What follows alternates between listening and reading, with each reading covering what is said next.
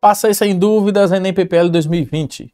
Tanto a conservação de materiais biológicos como o resfriamento de certos fotodetectores exigem baixas temperaturas que não são facilmente atingidas por refrigeradores.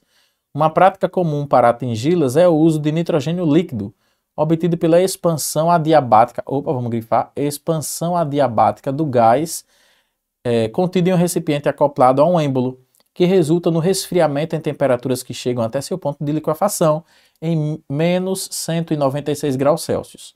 A figura exibe o esboço de curvas de pressão em função do volume, ocupado por uma quantidade de gás para os processos isotérmico e adiabático.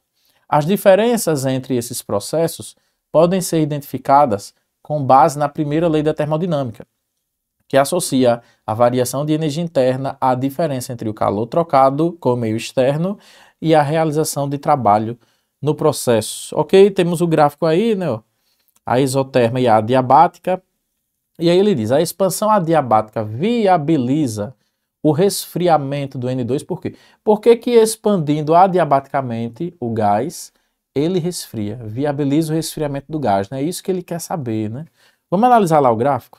Olha só. Olha o que o gráfico traz, né? Tem aí a isoterma, né, a curva que seria para uma transformação isotérmica e a curva que seria para uma transformação adiabática.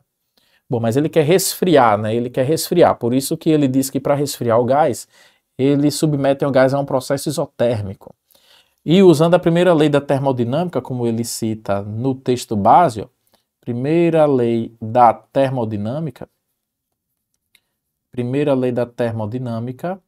diz o seguinte, ele até explica para a gente, lá no enunciado, o que é a primeira lei da termodinâmica. Ele diz que a variação de energia interna do gás corresponde ao calor trocado, né, com o meio externo, menos o trabalho realizado na transformação. Lembrando que essa variação de energia interna em um gás, ΔU, vai corresponder, por sua vez, a 3 meios de N R ΔT. Então a gente percebe uma relação direta entre a variação de energia interna e a variação de temperatura. Quando a temperatura diminui, a energia interna também diminui. Quando a temperatura aumenta, a energia interna também aumenta. Como ele quer resfriar o nitrogênio líquido, o que vai acontecer aqui, né, uma diminuição da temperatura e uma consequente diminuição também da energia interna. Só que em uma transformação adiabática, como ele cita na questão adiabática, qual é a característica dela, né? Na transformação adiabática, nós temos que o calor trocado com o meio externo é zero. Não há calor trocado com o meio externo.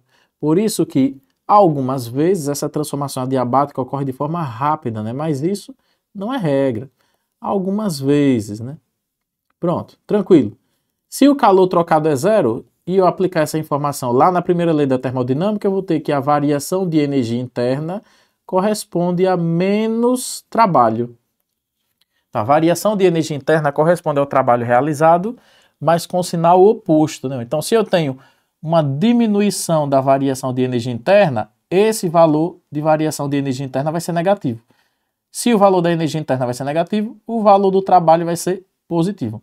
Então, eles têm o mesmo valor numérico, mas com sinais trocados. Então, a variação de energia interna vem de onde? Como a energia interna vai estar diminuindo, o trabalho vai estar aumentando, né? É isso que... O trabalho vai ser positivo, aliás, né? É isso que a gente chega, a informação que a gente chega é essa.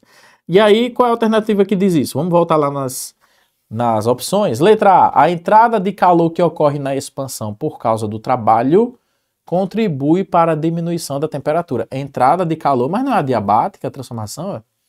Letra A errada. Letra B. A saída de calor errado também. Não há calor trocado com o meio externo. Letra C. A variação de energia interna é nula. Não tem como, gente. Variação de energia interna.